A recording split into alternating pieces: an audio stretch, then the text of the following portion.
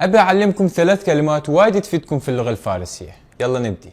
مرحبا، عساكم بخير إن شاء الله. أول كلمة باشا، يعني ما يخالف، صار، ماشي، عادي، انزين، تمام. في كل ذن الحالات نقدر نستخدم كلمة باشا. طبعا في كلمات مرادفة لهذه الكلمة، بس ممكن نقول هذه الكلمة كافية. يعني مثلا شخص يقول أنا بعدين أجي، يعني من بعدين ميوم. في الجواب نقدر نقول باشا، يعني ما يخالف، عادي. الكلمة الثانية قشنج أو زيبا، يعني حلو. طبعا أكثر شيء يستخدمون كلمة قشنج بدال كلمة زيبا. وأيضا في اللغة الفارسية ما في اختلاف بين المذكر والمؤنث، يعني كله قشنج. مثلا إن بيراهن قشنجه، يعني هذا القميص حلو. أو إن ماشين قشنجه، هذه السيارة حلوة. الكلمة الثالثة ببخشت، يعني اعتذر، العفو أو عفوا، وحتى بعض الأوقات في معادل لو سمحت. مع ما أنه في كلمات مرادفة لهذه الكلمة، لكن في كثير من الحالات نقدر نستخدم كلمة ببخشت وهاي كافية. مثلا